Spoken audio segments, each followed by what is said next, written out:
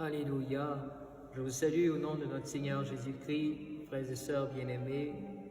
Bienvenue sur Vie dans l'Esprit au pied de l'autel.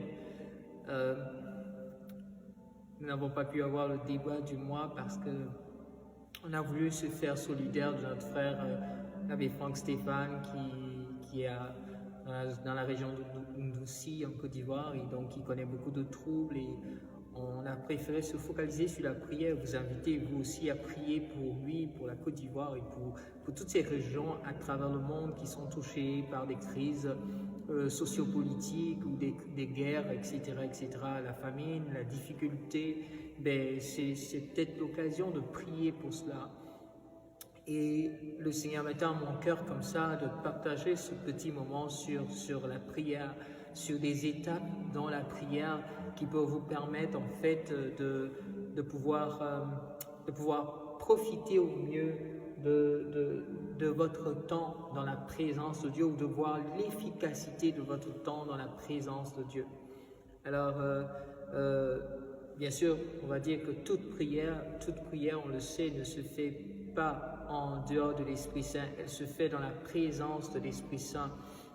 Alors, c'est à vous qu'il revient donc déjà dès le départ de la prière, tout juste après le signe de la croix, après un petit moment d'intériorisation et quand vous faites votre signe de la croix, c'est de demander la présence du Saint-Esprit, de demander d'être en communion avec le Saint-Esprit.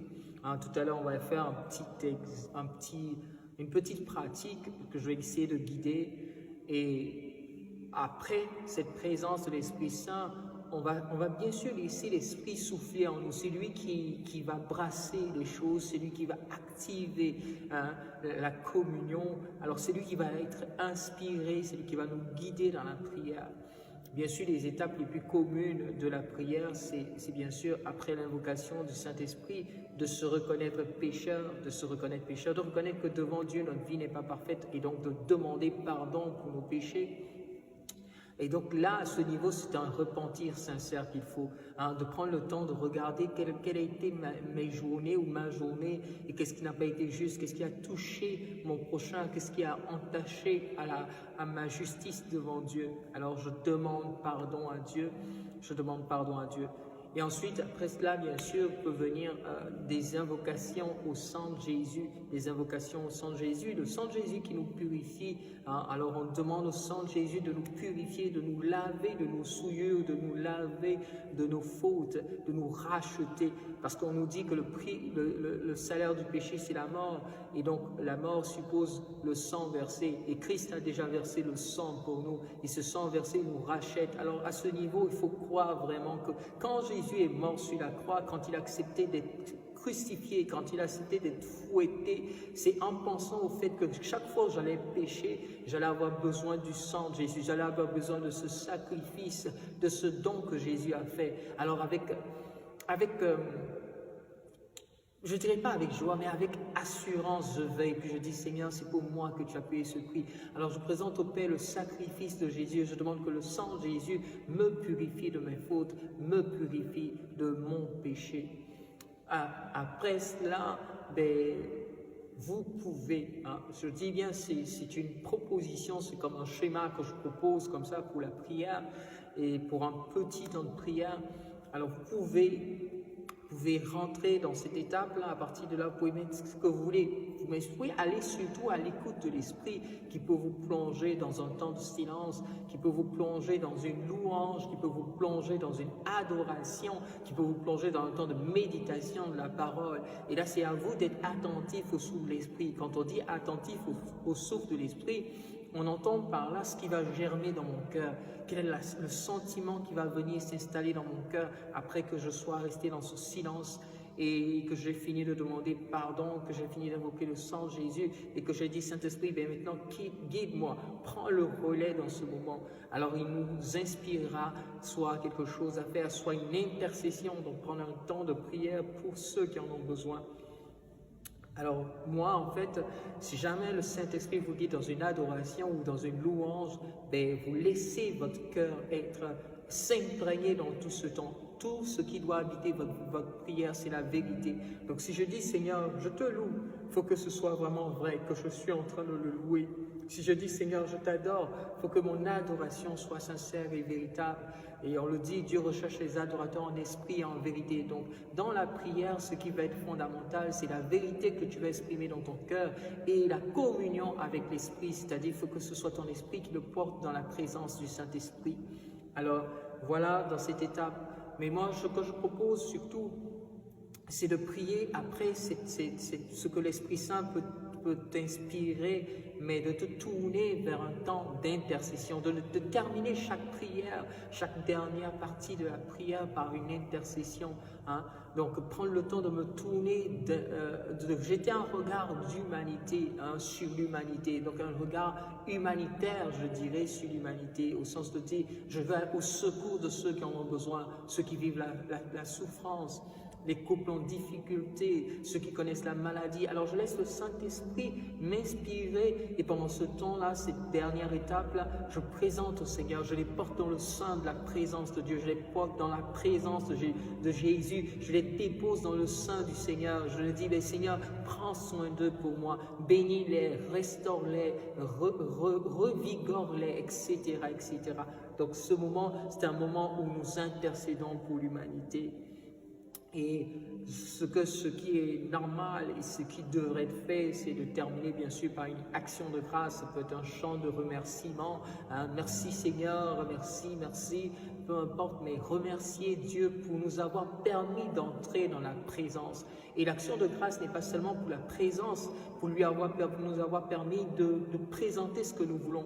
Et cette action de grâce se continue dans le fait de dire aussi que je crois que les prières que j'ai adressées, puisque rien n'est impossible à Dieu, puisque le Dieu que je viens de rencontrer n'est pas un Dieu sourd, je crois que déjà il m'exauce, au sens de dire, pas que les choses vont se faire comme moi je veux, mais que les choses vont s'établir pour mon bien, c'est important de le comprendre. Alors quand Dieu m'exauce, il ne m'exauce pas pour me donner ce que je veux, il m'exauce pour me donner ce qui est profitable pour moi. Alors donc je lui dis merci parce que je sais que dans sa sagesse, il me donnera ce qui est profitable pour moi. Alors voilà un peu dans un résumé assez rapide et concentré, comment est-ce qu'on peut mener, parce que beaucoup de personnes me disent je ne sais pas prier. Mais prier, ce n'est pas forcément de dire des prières, le Notre Père, le Je vous salue Marie, c'est laisser ton cœur parler à Dieu sous la conduite de l'Esprit Saint, c'est important, sous la conduite de l'Esprit Saint. Donc ne mets pas l'Esprit Saint de côté, puis tu vas prier avec ton intelligence. Alors ce qui va se passer, c'est là où on fait Seigneur, parce qu'on cherche nos mots. Mais quand l'Esprit est là, quand on rentre dans la communion, il y a forcément quelque chose de particulier qui s'installe. Alors, je vais rapidement essayer de vivre avec vous en quelques secondes, une minute, deux maxi, cette mise en pratique. Ce ne sera pas fort, mais ce sera une mise en pratique de ce que je viens d'exprimer.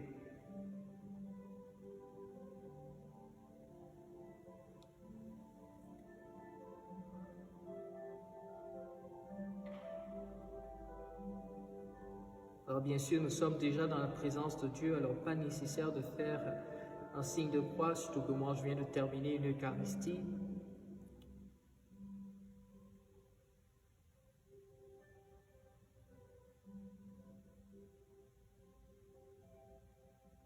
Et tu es là, Saint-Esprit, et je te remercie pour ta présence. Et c'est avec toi que je veux me tourner vers le Père. Et Seigneur, avant de célébrer ma messe tout à l'heure, je t'ai demandé pardon, mais encore je veux éventuellement te présenter tout ce qui n'a pas été correct dans ma vie. Et je sais que par le sacrifice eucharistique que je viens de célébrer, Seigneur, je sais que Christ me rachète, parce que ce sacrifice a été offert pour la rançon pour la multitude, pour nos péchés. Et Seigneur, je crois que ce sacrifice assume toutes mes fautes que j'ai présentées pendant l'Eucharistie. Et Seigneur, je veux encore enchérir dans ma prière par rapport à tout ce que je t'ai présenté. Et Seigneur, je veux simplement te présenter la vie du monde entier, la vie dans chaque famille, la vie dans chaque foyer, dans chaque ville du monde entier. Je veux simplement demander ce que je ressens ce soir, cet après-midi, Seigneur, c'est que tu sois souverain dans notre monde, parce que le monde t'appartient, le monde est ta création. Je prie que tu sois souverain.